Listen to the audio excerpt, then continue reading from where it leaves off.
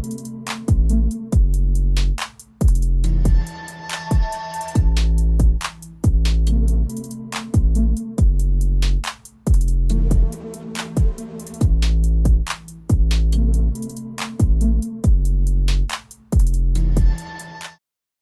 up, nation?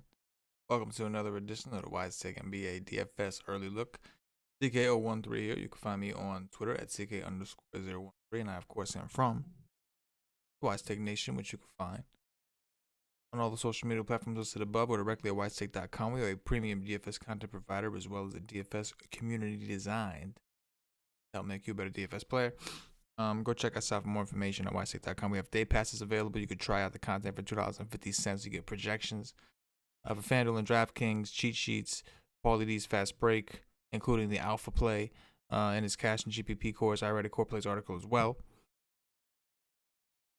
So come do dirties with us. If you're new to the channel, welcome. Please subscribe, hit the notifications bell. We do all kinds of free content for numerous different sports here on the channel. So you came to the right place. Subscribe, notifications bell on, and hit the like button. Likes really go a long way. Allow us to continue to do what we do. Shout out to the WiseTake Nation. Want to wish everybody a very happy and healthy New Year once again. It is the New Year's Day slate. It's currently 3:03 a.m. Eastern. While the world sleeps, while the world parties, the nation is preparing for the first official NBA slate of 2021, and I'm sure a lot of us are excited to get into 2021 and hoping that there's a lot of good fortune ahead, which I think there is for the WiseTake Nation, because we've really grown as a community, as a company, and we're going to continue to do so. Setting bars everywhere. So happy and healthy to all y'all who watch and listen. I appreciate you from the bottom of my heart, from the bottom of the WiseTake Nation's core, its soul. We appreciate you. All right, we got a 10-game slate on New Year's Day, not wasting any time. From what I understand, it looks like Russell Westbrook is likely to not play, right? He's not playing on back-to-backs right now, so it's likely that he sits. So right out the gate, that's going to have us looking at Bradley Beal, which we'll get there, at the shooting guard position. But I'm going to jump down to Raul Neto. And the reason I'm going to do that is because he started against Orlando, played 32 minutes, and completely smashed. Like 17 shot, completely smashed, right? There's something to take note of. Ish Smith kind of seems like maybe he's starting to get phased out a little bit, right? He only played 16 minutes that day. Played 21 against Chicago the next. Most recently played 8. So if Westbrook does end up sitting, which it looks like he will, we may have some value to at least consider. Luka Doncic, man, what are you doing? What's going on with Luka? Does anybody know what's going on with Luka? I mean, the usages look fine. Results haven't been there. We know it's going to come around.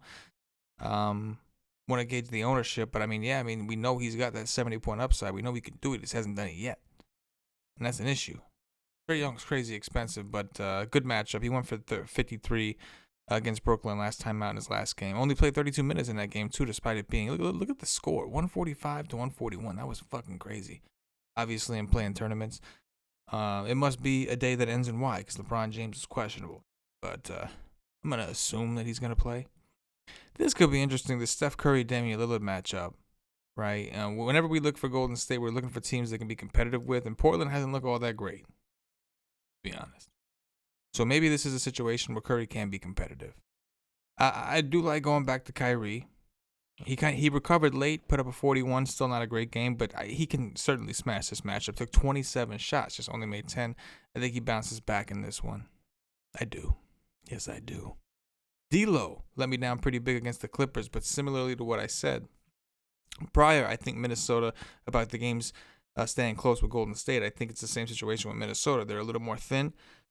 We got a few players to discuss in their team, but this time they're playing Washington without Westbrook. So I do think it should be a lot more competitive. Karis LeVert, obviously with KD and Kyrie both playing, he's not as appealing, but we know he's got monstrous upside, just monstrous upside. We want to check the status on Jamal Murray. They're hopeful he'll be available, only 6'7". 6'7".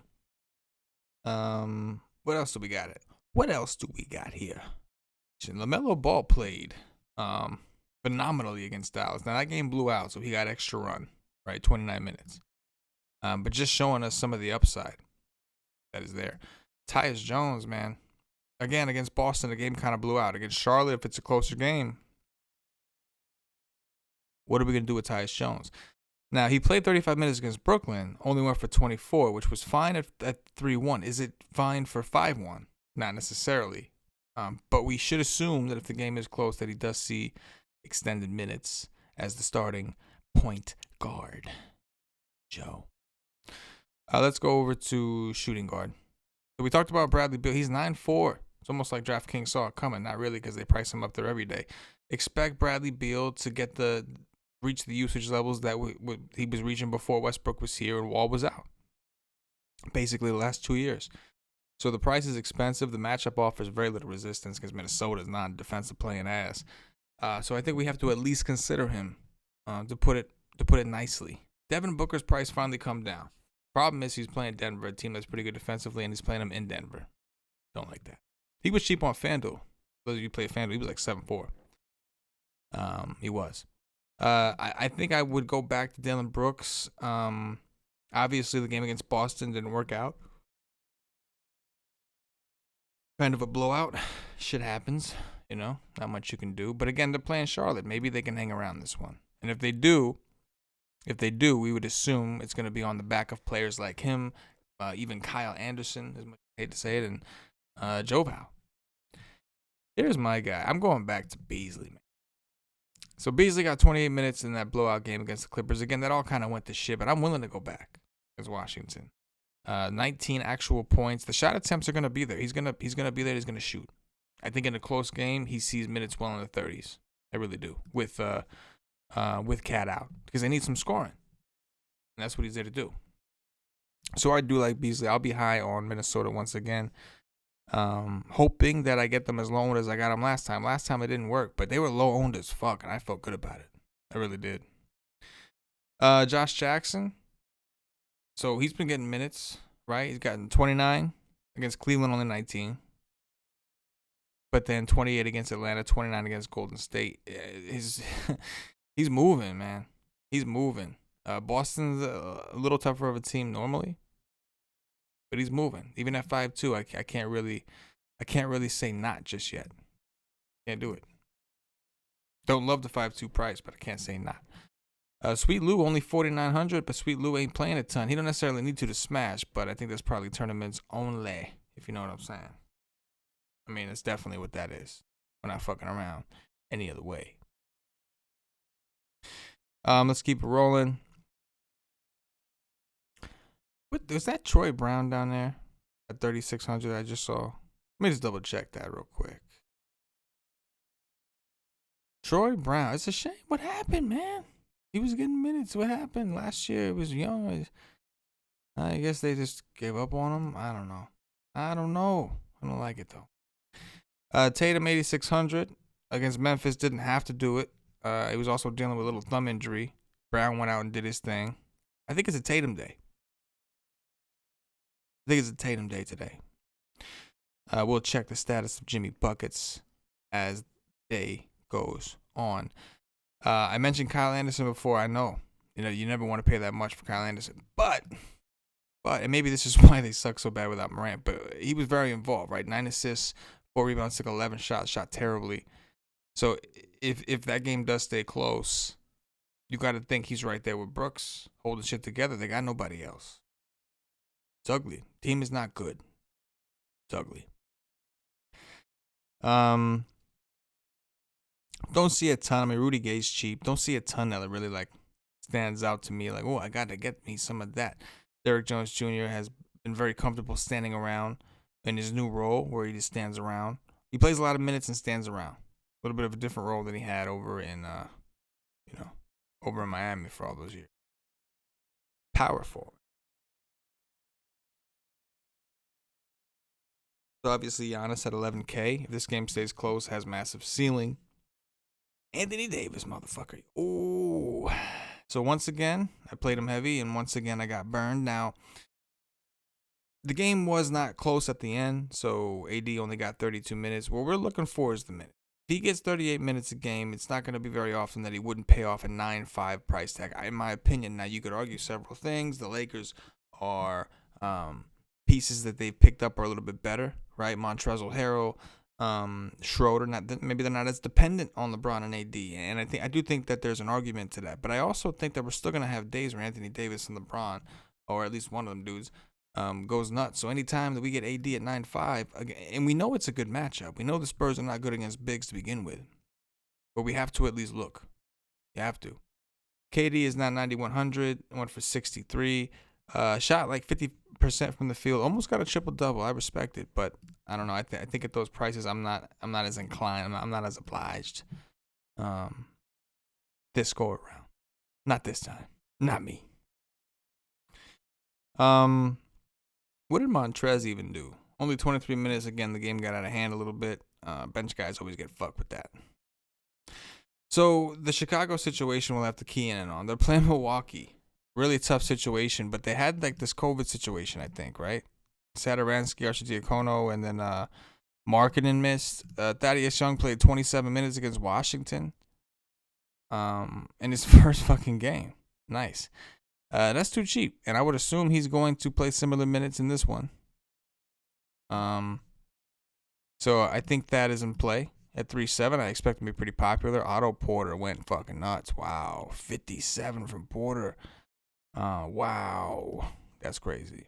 Porter went nuts. So this will be a situation to pay attention to. Kobe White, who played 40 minutes, that's not good. 40 minutes. Levine played 35 in a really high scoring game, 133 to 130. I'm really digging that Minnesota game, I'm telling you. Digging it. But yeah, Chicago will be shorthanded. The problem is they're playing Milwaukee. So the blowout is it's on the table. It's staring at him right in the face. Not pretty. Bertans from Kansas. We've got some upside. Coming off a bad game, 0 for 8, 0 for 6 from 3. That's not what he likes to do. Right? We're going over to centers. Jokic, man, this guy's been a man possessed. He's been possessed. Look what he's doing. Look what he's doing. 74, 51, 72, 60. It's insane. And he's playing Phoenix now. It's insane. You got to play Jokic every day, at least some. In tournaments, you got to play Jokic every day, at least some. You have to. Jonas Valanciunas, I don't mind going back to the well against Charlotte. They're just so weird with his minutes. But while Jaren Jackson Jr. is out, we could take advantage a little bit more. Everything's mediocre. Nurkic is okay. I'm just seeing a lot of mediocre. Thomas Bryant's kind of interesting, but I guess we should probably talk about Naz Reid, right? Made him the cover boy, not necessarily because I'm ready to go all in for him, but I do think it's a conversation that needs to be had. He's 5,200. You got Wiseman at 53. We have some company around him. 5,200 against Washington, right? This is a much different matchup than he just had against the Clippers. Thomas Bryant, not that big of a dude, right? Not as aggressive necessarily. The question is, Naz Reid only got 20 minutes. Was that because, and he was kind of in foul trouble in the beginning, in the first half, I think he got into some. But was this because of by the time they were going to put him in, the game was at a hand, or because they're willing to move on from him? But Naz Reid is one of the bigger question marks on the slate, I think. Because at 5'2", we know he's a high point per minute average type player. So we know he can return 6x, 7x, 8x, no problem. If he can stay out of foul trouble. And you would think this would be one of those matchups where he could. We expect a faster pace type game against Washington.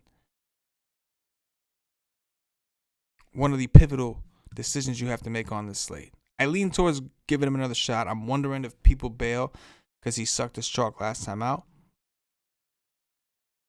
But I'm not totally sure. Not totally sure. Last other thing I'll say, Blake Griffin is out for Detroit. So expect Grant to play a ton. I think that solidifies Jackson's minutes in this rotation for that game. Just going to throw that out there. It's a wild one. First slate of 2021 Nation. I appreciate those of you who took the time to listen, to watch. I did not do this live. I did it pre-recorded. to get something up, because it is 3:16 a.m. I don't want to bother nobody with no notifications, so at least not yet. But I guess you'll get notified anyway. But anyway, I appreciate all y'all who've been hanging with us and giving us the time and taking the time to listen to the show. Leave some comments. I love when you leave some comments. And the comment I want to hear from y'all today is, what are you doing with Nas Reed? Tell me what you're doing with Nas Reed. I want to know. Happy New Year, Nation. If you're subscribed to WiseTake.com, if you got a day pass, or if you're just a regular member, I will catch you on the pre-lock Wise stream. Should be a good one. I'm excited. Looking forward to getting to writing this article and uncovering and do what we do.